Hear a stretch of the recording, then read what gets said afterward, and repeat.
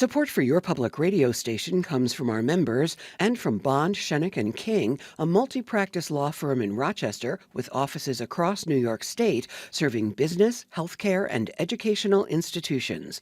Online at bsk.com. From WXXI News, this is Connections. I'm Julie Philipp, filling in for Evan Dawson. Our connection this hour started in the dark, literally and figuratively. Most of us are unaware of the important role nighttime plays in the health of our planet. But when most of us are sound asleep, there is a lot going on outside, and some of it seems downright magical. Unfortunately, we humans don't always care about the things we cannot see or have not witnessed in the natural world.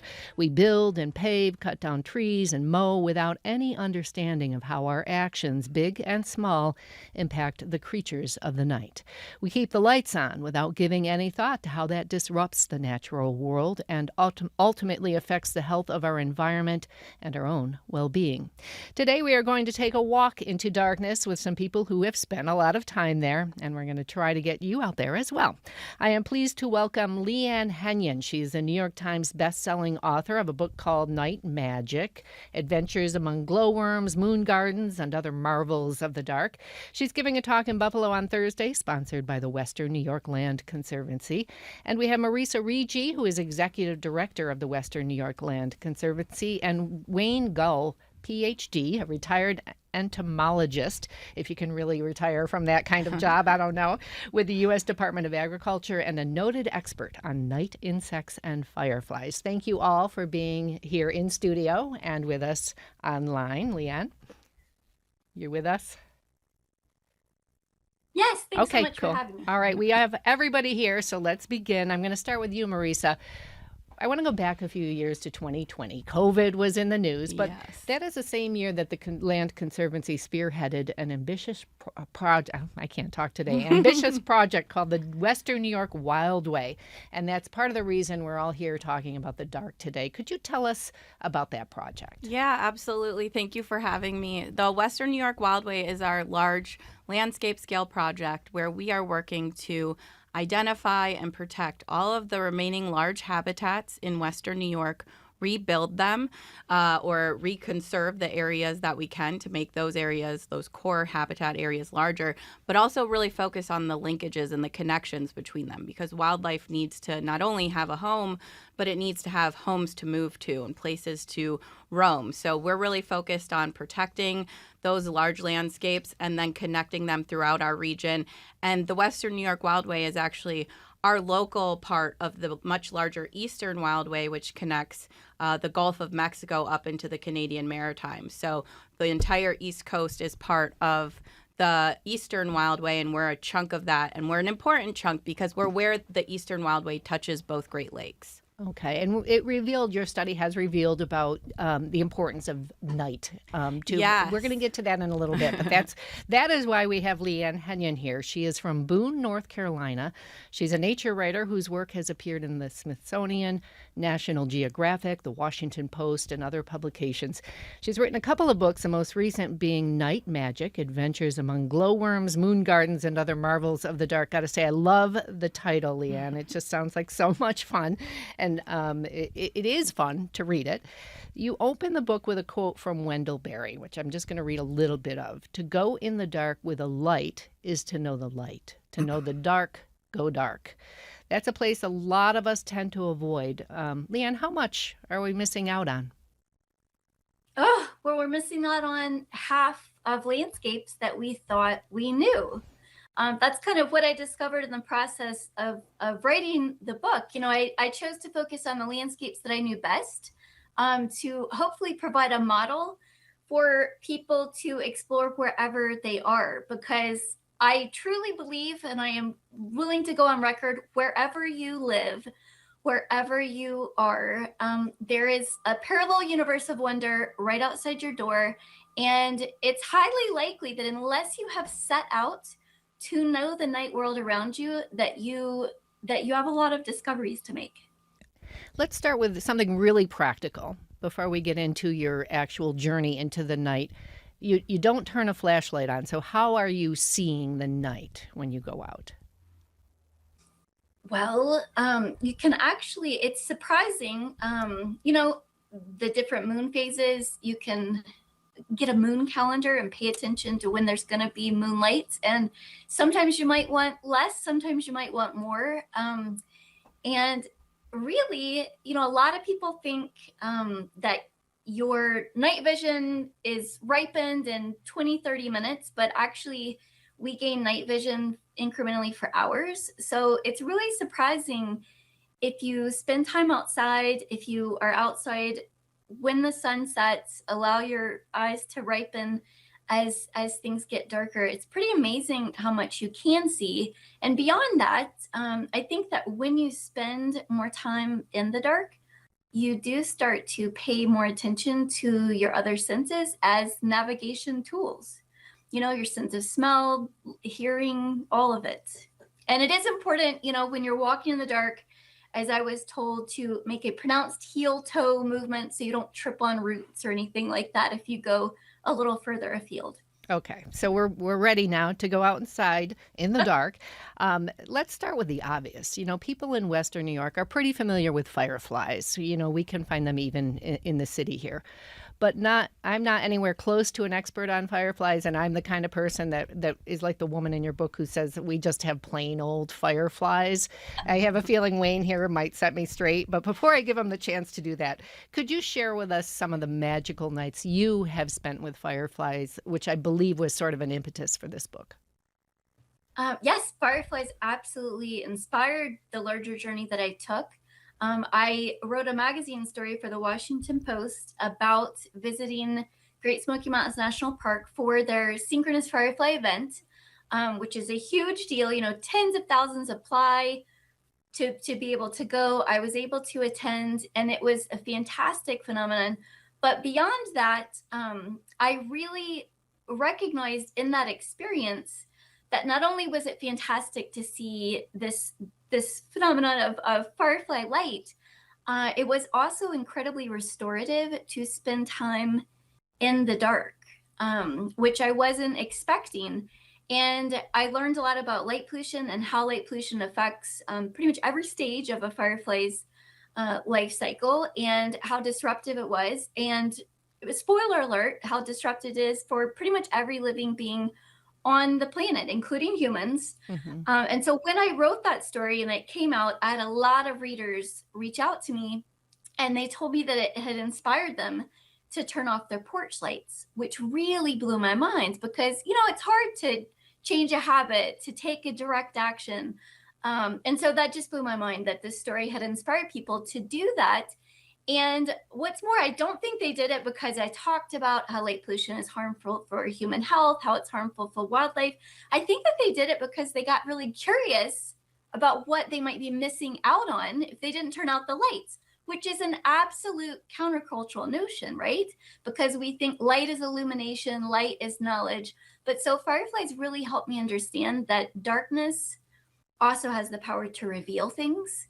And darkness has its own lessons to share. And I think part of the reason people responded is because of the way you describe the experiences of being out there with the creatures in the night. Can you describe what it was like to be at that event with those fireflies?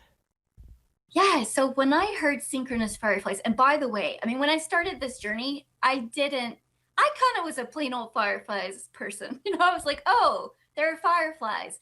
I had no idea. If you're seeing fireflies, you're likely, even in your own yard or in a local field, you're seeing multiple species at once. And so every firefly species has a distinct flash pattern, like a fingerprint. And so I thought that synchronous fireflies meant that these fireflies went on and then went off, went on and off. But really, it's a little more nuanced. And so there's a twinkling in the forest, and then all of a sudden there's kind of like this whoosh of light that just travels across the forest floor, like you're watching the northern lights move across the sky, only it's this living light along the forest floor. And it's because these fireflies, they communicate to the firefly next to them. So they take a cue. It's like the saying, light the candle of the person next to you, and then the room will be illuminated. And light pollution is an issue that I think is going to be a larger conversation as it becomes, more of a public awareness. But I say if you can light the candle of the person next to you, you can also snuff it out, and that's actually a good thing. So I don't think we're given a lot of opportunities to appreciate the dark, and we don't have a lot of dark positive stories. And so that is really what I tried to create when I was working on Night Magic. Yes, and we are going to get into why nocturnal life is so important to the planet and to humans. But first, I'm going to let Wayne now set me straight. What might we not know about the fireflies in our midst? Well, there's so many great directions that you could go in answering that question. Maybe start out by saying Can you get a little closer to your mic? We'll hear you better. You might not realize that actually in New York State there are 40 different species, 40 different species of fireflies. And even more curiously, only 31 of those 40 have flash patterns. The other 9 actually do not produce light. They're fireflies who do not produce light. Yes. Oh. And one of the one that's most familiar to me is called the winter firefly, that actually does overwinter as an adult, can somehow survive freezing. And when I worked for the U.S. Department of Agriculture, I would routinely be identifying those from Canadian grown Christmas trees that would come across the border in November and December. But that species does not produce light, and it undoubtedly uses pheromones, chemical perfumes, to attract a member of the opposite sex rather than using a flash pattern to do so. Mm-hmm. So that's one thing. Not all fireflies produce light for communication and mate finding. So how can someone looking at fireflies in their own backyard observe them? What are some things they should be looking for? And is there a way for a lay person to identify a type of firefly? Well, as Leigh Ann said, light pollution is a serious problem with observing fireflies. So the first thing people should do is turn off lights. And I live in suburban Buffalo, and I can sit on my front porch and watch fireflies in my front yard. And if the lights are down, that really helps. Identifying them beyond genus level is actually more difficult than people realize. It's actually fairly difficult to identify fireflies to species. Some are obvious, some aren't. And a lot of them require recognizing the different flash patterns, which is essentially a Morse code in light. Mm-hmm. So can you talk about one flash pattern? What does it look like? Well, there's one species that has a characteristic J flash pattern where it actually sort of forms the letter J with dashes of light. Kind of like a light stick? Yes. Or a sparkler? That's a good analogy. Yeah. Okay. Sort of goes down and then up and Okay. it flashes a couple of times, forming that J, moves a little bit, forms another J. So there are some that are really quite So distinctive. the Julies in the world have to go out and look for the J. Yeah, look for the J The J species. thing. Yeah. Okay. We're going to talk again about a lot about light pollution later in the show. But I want to go back here to Marisa. The idea behind the Wild Way is to link core habitat areas to allow for movement. And much of that apparently happens at night. Can you talk about what happens in our neck of the woods when we're asleep?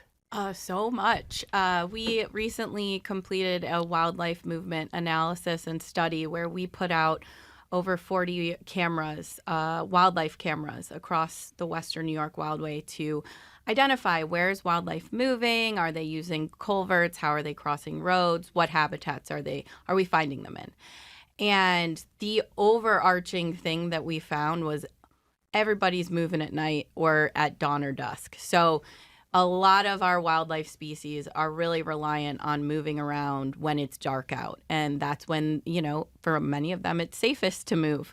So we have at our event on Thursday, we'll be showing a lot of the photos, but we have oodles of photos of wildlife species at night moving around. And we got to see species we weren't really expecting to get much evidence of, including bobcats. We got evidence of fisher. We got evidence of black bear, flying squirrel, red fox, gray fox. So lots of different mammals, lots of birds. Our cameras didn't catch a whole lot of insect movement just because they aren't big enough usually to trigger the camera. But it was great evidence to see kind of who's moving around at night in Western New York and where are they moving. Okay, we are talking about nocturnal life in nature, and we have with us nature writer Leigh Ann Henion, Marisa Rigi, Executive Director of the Western New York Land Conservancy, and Dr. Wayne Gull, an entomologist and noted expert on night insects. So I'm going to get back to Leigh Ann in a minute, but first, Wayne, beyond fireflies, what other insects really are you excited about? What are they doing at night? Well, one of my favorite groups to observe and study are underwing moths, relatively large, colorful moths that fly usually mid to late summer into early fall. And they're attracted by a technique that entomologists use called sugaring, where you make this nasty brew with beer, molasses, honey, and Caro syrup, and you literally paint it after it ferments for a few days. You paint it before dark on tree trunks, just in a small area of a tree trunk. And I like to make about maybe a quarter-mile loop trail and maybe paint about 24 trees. So along the trail, you're out there before nightfall, Before dark, painting this yummy recipe painting onto this, the tree. Painting this glop onto trees, and take a little piece of aluminum foil and push pin it above the glop so you can find it in the dark because the aluminum is very reflective.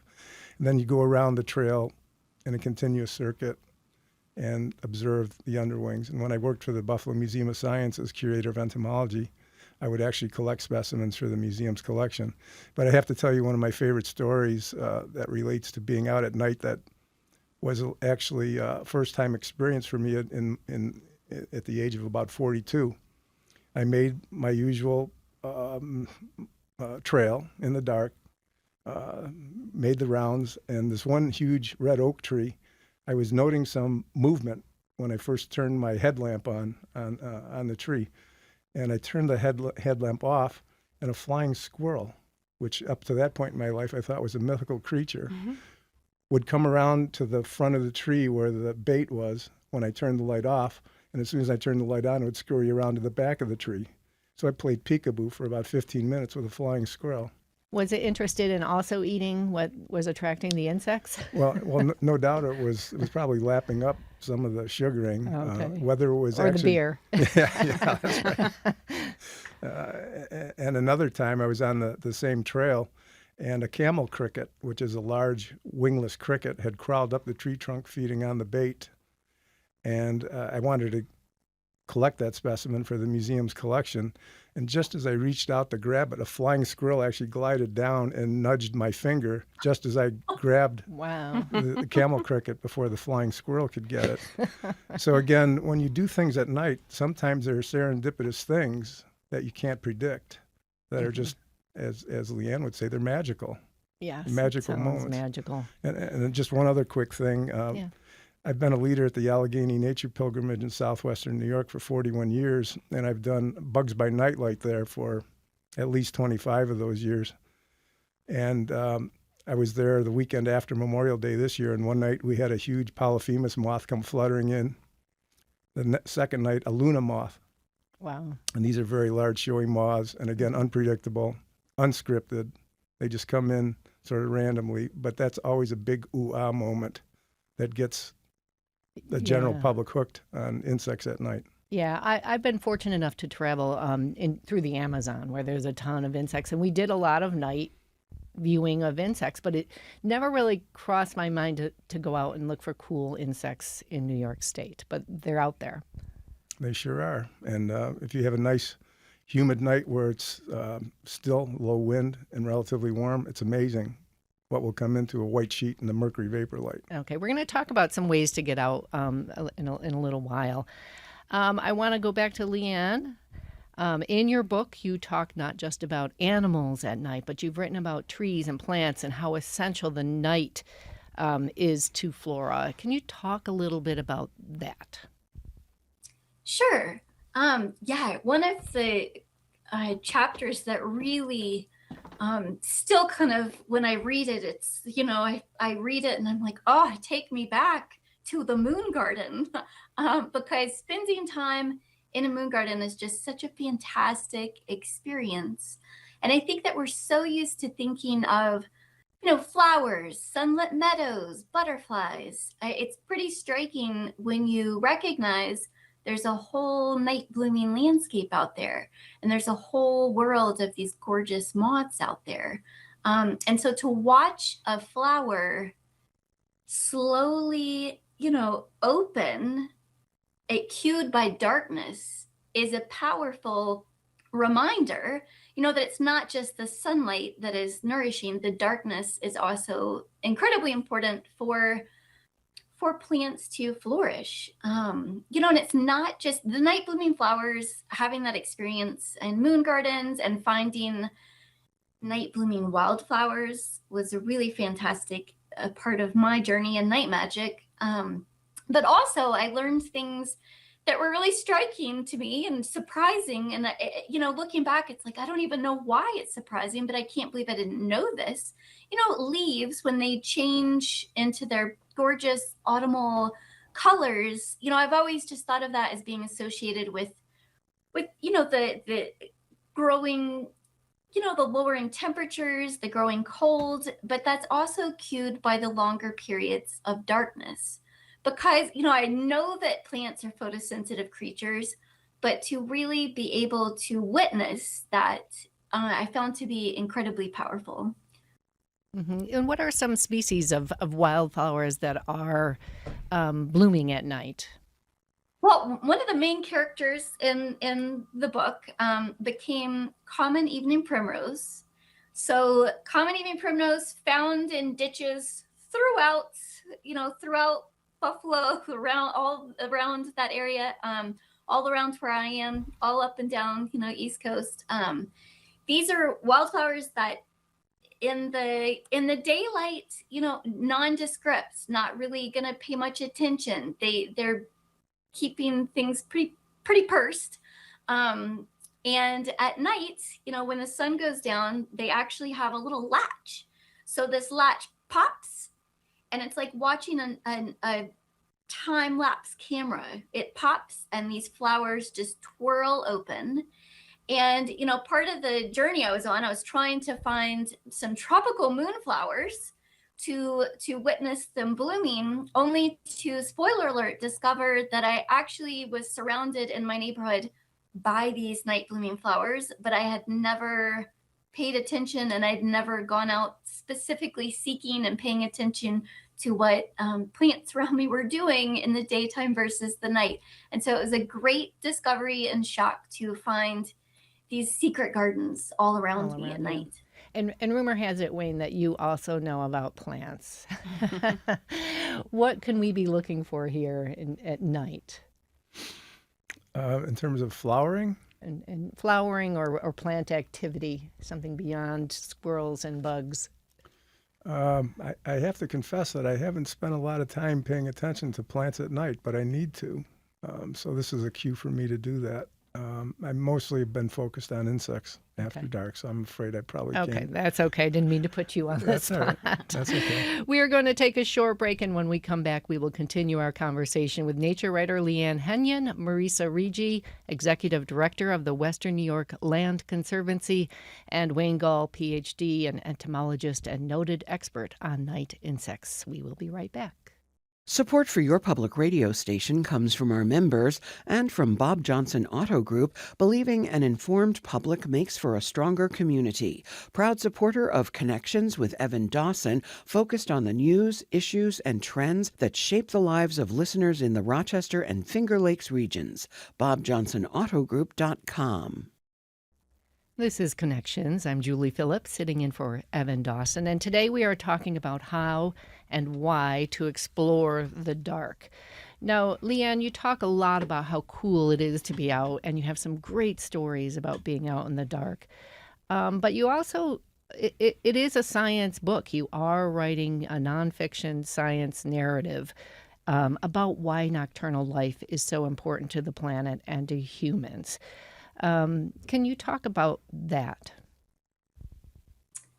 Oh, that could be answered many different ways. Darkness is absolutely important as a natural cycle. It's important as habitat. And I think that we don't often think of darkness as habitat, but it's incredibly important. And as we were talking about earlier, it's incredibly important to have those corridors of darkness.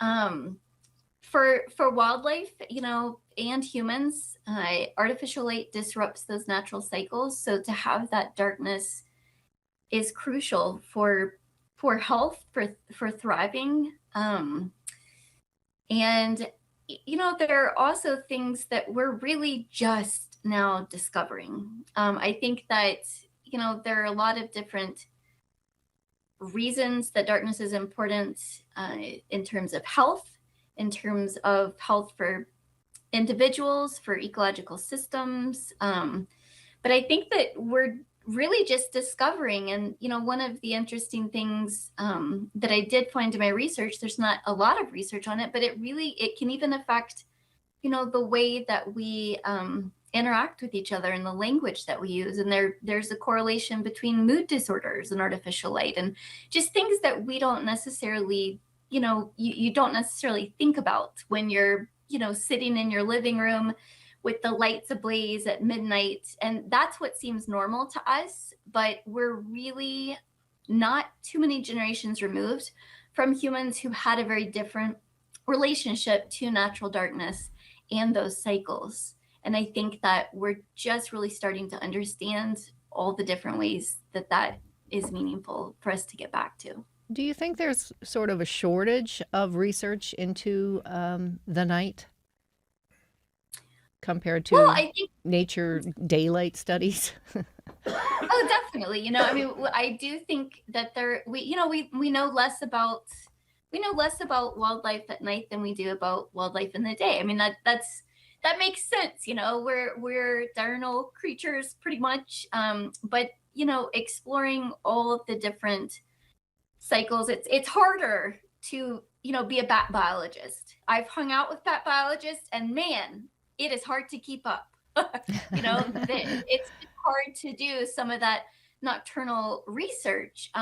So we do have less. And also, we, again, just don't think about it as much. We don't think about that other half of our landscape quite as much, because we just don't really have much of a relationship to it. And again, a few generations ago, I think that our ancestors, did have a more intimate relationship, but in some ways that relationship's being severed, but it's one that we can reclaim. I think when we talk about light pollution, people often talk about how it's obscuring our view of the cosmos, which it is.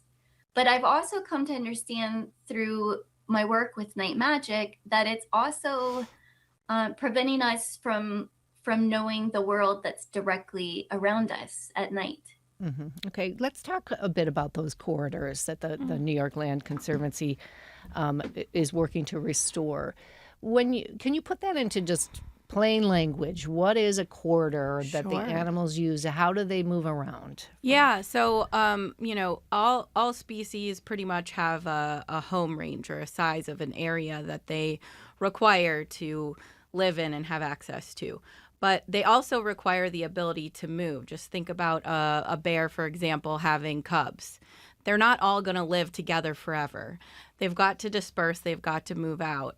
They've got to move on to different habitats. And what has happened throughout, the United States, honestly, is we've conserved these pockets and islands of habitat, and we've ignored the connections between them. And so when a bear wants to move on or find a new habitat, or any creature really, they have to navigate a landscape that's not connected and not permeable to them. And so what we've done is we've mapped where are those habitats, but as importantly, where are the connections between them? Where are the places that wildlife can move easiest? A lot of times it's going to be relying on river corridors or stream corridors or remaining habitat in forested areas. So where is wildlife able to move between those habitats? And what we've found out through our study is that while the habitats that we've mapped in Western New York that are part of those core areas are protected at about 30%, the linkages between those cores are protected at 1.3%. So we are, really identifying a huge problem in terms of the connections in our region, that those areas are just not permeable and protected in a way that makes them accessible for wildlife to move. This is why we occasionally see a bear in the city, and somebody thought they saw a mountain lion. I think That happens frequently. Someone thinks they see a mountain lion. A lot of people thought they saw the mountain lion coming through, but creatures are being forced to come into areas where they might not come if there were corridors preserved. So you mentioned streams, rivers. What are some of the major corridors, even if they're not preserved, that in Rochester, in Monroe County and the surrounding area? Ooh, and so this is a great question. I wish our partner organizations who work in Monroe County, like the Genesee Land Trust, were here, because they could talk better about that. Our service area kind of ends at Genesee County and Orleans County. So we've mapped out the core areas. In the northern part of the Western New York Wildway is really Iroquois National Wildlife Refuge and Oak Orchard being kind of two core areas, and the linkages between them. On the eastern side of Erie County and the western side of like Wyoming and Genesee, there is a linkage, and it is an extremely important linkage because there's only really one mapped linkage between the southern region of the Wildway, of the Western New York Wildway, and those huge important northern habitats, and Lake Ontario. So it's kind of right on the border between those counties where we have a corridor that is there. It's mapped. It's the best passage for wildlife, but it's extremely underprotected and very, very vulnerable. And, we build a lot of things east to west, and it sounds like a lot of animals are moving north-south. We have a thruway, we have a canal, we have train tracks. What happens in those places? So where we have infrastructure that we as human beings are using to move throughout the landscape, we end up having conflicts with wildlife. Just driving here from Buffalo, the amount of roadkill that I saw on the 90 and then on the 390, it's a lot. So there's a lot of wildlife vehicle collisions that happen. There's a lot of mortality that happens in these places, but there is hope. So I don't want everyone to be too sad about. There is a way to hope that for a better future, and that is that we have all of these culverts and these passages that exist.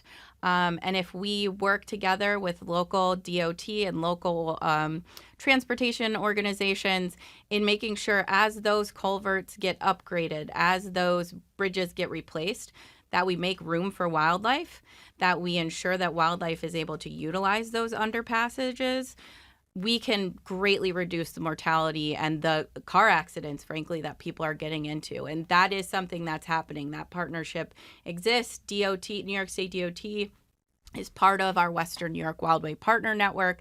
And so those solutions are underway, which is a really exciting kind of thing that's going on in the Western New York region.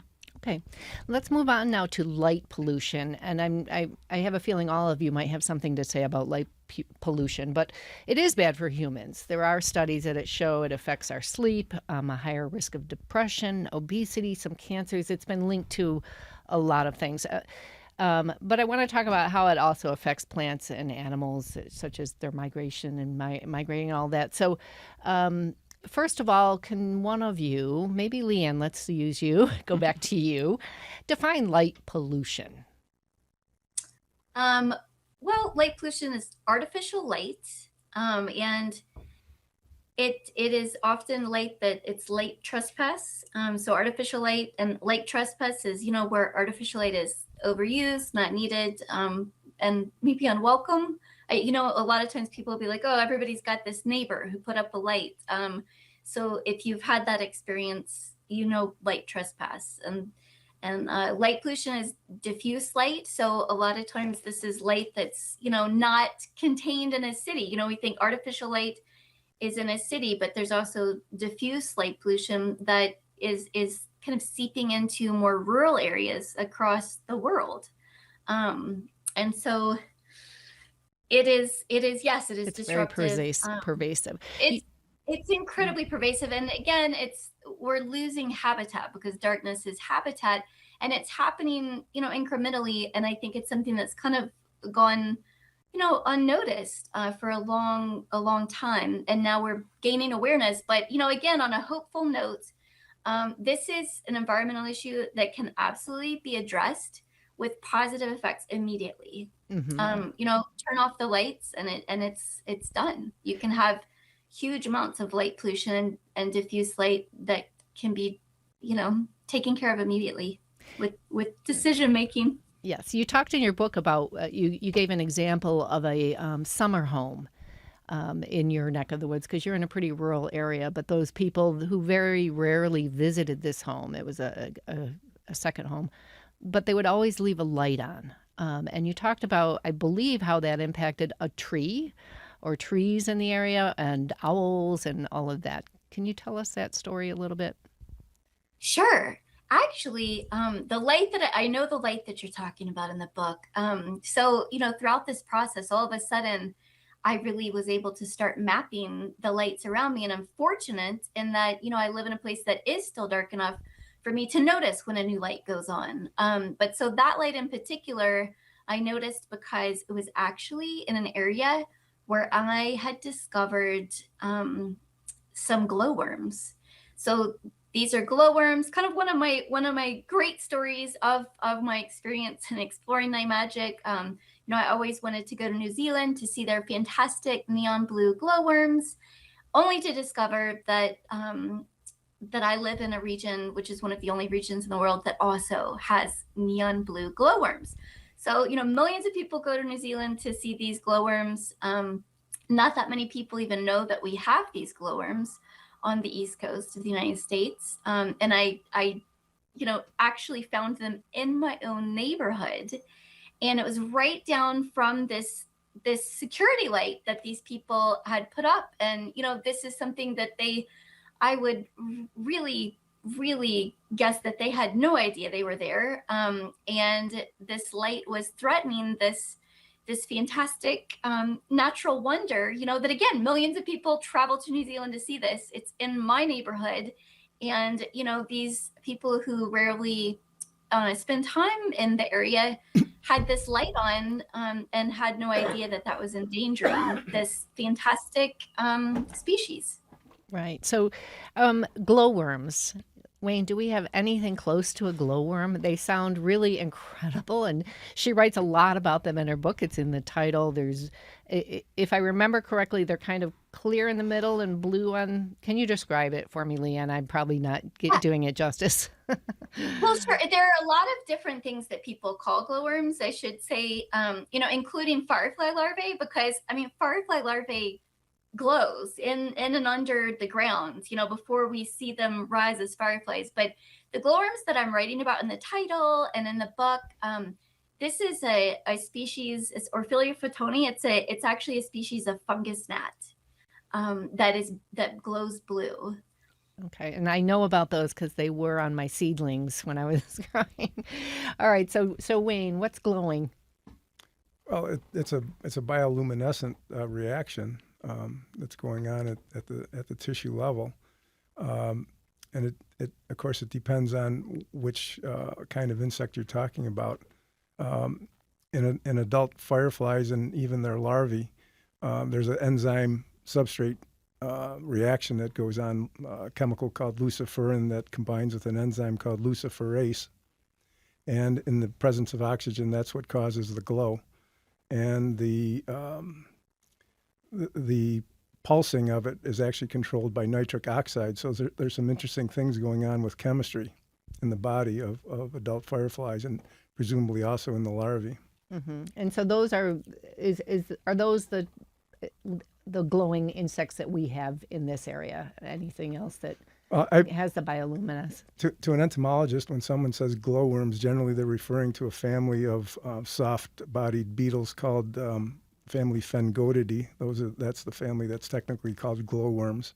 And to be honest, I've never seen a Phengodid beetle. You have to go down to Boone. I would love to actually see that. It's closer than New Zealand. Yeah, but yes. So talk about light pollution as it relates to the corridor, because these animals tend to move at night. does the light affect them as they're making their movements at night? Yeah, certainly. And we could even see evidence of this on the cameras. Like if sometimes there's a photo eye on them that will startle an animal. So even a tiny little light can have an impact. And I think we can all experience that. If you turn the lights on in your backyard and there's a critter back there, they are stunned and pause and aren't sure what to do because it's artificial and not what they were expecting. And another thing that we think about a lot with light pollution, especially here, we're in such an important flyway for birds. And a lot of birds are moving at night. They're migrating at night. And when we have lights on at night, we're really impacting their ability to navigate and to move the way they would have in absence of our light pollution. So it's a really important thing for us all to be thinking about, turning our lights off at night. I have this very visceral memory of being a kid and vacationing in the Outer Banks. And they had, at least they did then, I don't know if they still do, they had rules about everyone had to turn their lights off at night so you could see the stars. And it was the first time as a kid growing up in the suburbs of Buffalo that I got to experience, except for when I was camping, what it was like to sit on a porch and no one's porch light was on, no street lights were on. And it was really a transformative experience. And I'd love for us to be able to have everyone experience that here too. It is incredible, and I do know people go to the Adirondacks. Even the dark sky movement is becoming more prominent. And I was traveling in Azores, out on an island in the middle of the Atlantic, and I had no idea there were so many stars in the sky that when you get away from light. But when we think of light pollution, we tend to think of bigger cities like New York City. But our smaller or even, small cities or rural areas, are they contributing to light pollution as well? We're pretty much all contributing to light pollution. I think Leigh Ann talks about this really well in her book, that we're all kind of, I think inherently somehow we grow up thinking that lights are safe and darkness isn't. And so we have this bias towards turning porch lights on or having flashlights when we walk at night because we think it's going to make us safer. But it also takes away this really important part of being human and a really important habitat, and thinking about habitat not just in terms of one location, but also in terms of time of day, time of night. And so I think we all contribute to light pollution, but we all could solve light pollution. We all could take actions to decrease the amount of light pollution that our wildlife creatures and our plants are having to contend with. So every light that goes off is helping. Is a win. Yes. Yes. So Leigh Ann, I believe in your book you say at one point you were kind of afraid of the dark. What do you tell people who are afraid of the dark? Before we get into tips on how to find creatures and when to go and where, first let's just get over our fear of the dark. How did you do that? Well, I'm not completely over my fear of the dark. I will here and admit this. I've traveled around the world solo, but sometimes when I'm setting out in my own neighborhood without a flashlight, with no form of light, I get a little bit nervous. But one of the things that over time has really helped me is getting to know my neighbors, getting to know these species that share my neighborhood at night that I wasn't aware. And, also kind of, harking back to, the time of day, I started to know when the deer travel a certain area. And a deer huffing at you in the dark is actually terrifying if you don't know what's going on. But, okay, this is when the deer come through. This is where I typically run into them.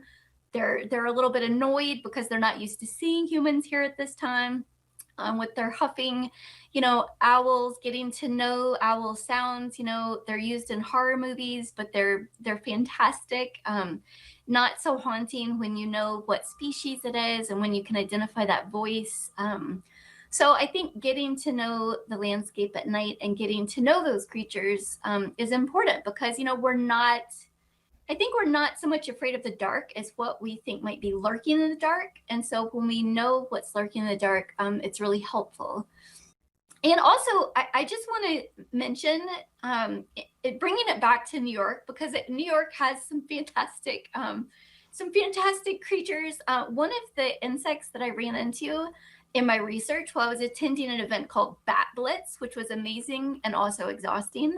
But I was in this ravine and I saw this insect. It's called a railroad worm. And you definitely have these all around you. And these are actually larvae. It's a larvae form of a type of beetle. And they're called railroad worms because they look like centipedes, and their light makes them look like lit windows on a passenger train. And so these railroad worms are all around. And you know, I've lived in my home region, you know, my entire life. I only just now saw my first railroad worm, but if you seek them, you will find them, basically, when it comes to nocturnal wonders. Yeah, I love the name. Wayne, have you seen a railroad worm? I have not, but it's on my bucket list. Is it? So you know they're out there, you just have not found That's them. So correct. what tips do you have for people that say, okay, tonight I'm going to turn out the porch light, I'm going to put away the flashlight, the kids and I are all going out into the world. What should, and all of you can chip in here, what should we do to prepare? What kinds of things can we see? How do we see them? Well, this is sort of counterintuitive to the subject of light pollution, but as an entomologist, one of the best ways to attract insects at night is with either an ultraviolet light or a mercury vapor bulb. And so you're creating light, but the curious thing is insects that don't normally need light to navigate are attracted to these light sources. Why is that? Do you Well, know? it's Did you ask them? Well, and Leigh Ann actually mentions this in her book. A lot of night active insects orient towards distant celestial objects like the moon and the stars, and suddenly there's an artificial mini star in its environment, and they become attracted to it. It's a detour sign, basically. Yeah, and a lot of insects will actually orient flying around that light at an angle of 90 degrees, and the circle gets ever narrower, and that's the proverbial moth to a flame. Okay. But again, it's probably a result of orienting towards distant celestial objects that produce light. Okay. But anyway, we use mercury vapor lights, which I prefer for interpretive programs at night because it also gives off a lot of visible light so people can see the insects that we're trying to attract and observe. So it's kind of counterintuitive to light pollution, but it does You mentioned earlier, too, a white sheet. Yeah, just simply, what I simply do is take about a 1/4-inch nylon rope, tie it between two trees, throw an old bed sheet that my wife will sacrifice to me, hang it with clothespins, just like you'd hang a white sheet to dry, bed sheet to dry, anchor it at the bottom with rocks or bricks, prop a mercury vapor bulb in front of it on a stand, and wait for the fun to begin. And they'll just line right up on that sheet. Yeah, it's amazing. I mean, one of my favorite experiences, because I'm primarily trained as an aquatic entomologist, at least 3 times I can specifically remember a giant water bug coming into the sheet. And I knew it was a giant water bug even before I saw it because I was on the other side of the sheet. Because when that thing hit the sheet, it was like someone throwing a rock at it, and the sheet billowed. Wow. And I walk around, and here's this 2.5, 3-inch long giant water bug. Out of the water. Clinging, yeah. They fly at night. In fact, one of their common names is electric light bug. Leigh Ann, what advice do you have? I know you go out for salamanders and all kinds of creatures. How can people get started? Yeah, I would just want to say, you know, in terms of mothing stations or putting up lights to see those moths, it really is uncomfortable sometimes. I mean, because you know, as you learn about light pollution and how it's negative, but you know, you don't want to do it all the time. You probably aren't going to do it in a similar place. So kind of keeping the harm low. But I think there's something incredibly impactful about being able to witness the diverse and gorgeous forms of life that stream out of darkness, because I think that culturally we're taught that darkness equals death, darkness is a void. So to really witness it as a cornucopia of life is really powerful. But in terms of, you know, going without lights, I really don't think you have to go very far at all. You know, if you have never just gone into your own backyard, your own neighborhood, without any artificial lights and without, allowing your night vision to fully ripen, you are going to have a new experience. You are going to hear unfamiliar things and see unfamiliar things and maybe even smell some unfamiliar things. Night blooming flowers are particularly pungent with their scents at night. So there's just an entire sensory world to be explored. And really, you don't even have to travel at all. I think you can sit a chair, in the darkest spot you can find in your own neighborhood, and the wonders will just come to you. I love that. That's a great way to end this. There's not a lot of preparation. Just sit down, turn out the lights, and let it come to you. So we have a little bit of time left, about a minute. How can people attend Leigh Ann's talk? Yeah, we're thrilled to have Leigh Ann come here. She will be here Thursday, June 11th at 7 p.m. at Trinity Episcopal Church. You can sign up by going to our website, wnylc.org. There will also be on our YouTube page and possibly our Facebook a live stream. So if you're not able to make the drive out to Buffalo, you can enjoy it there. And we're thrilled to have her come. And it's all free, so thank you. We are out of time, but I'd like to thank my guests, nature writer Leigh Ann Henion, Marisa Rigi, Executive Director of the Western New York Land Conservancy, Dr. Wayne Gull, entomologist and noted expert on night experts. Thank you all for insects. Thank you for joining me. And thanks to our production team and our listeners. Have a great day.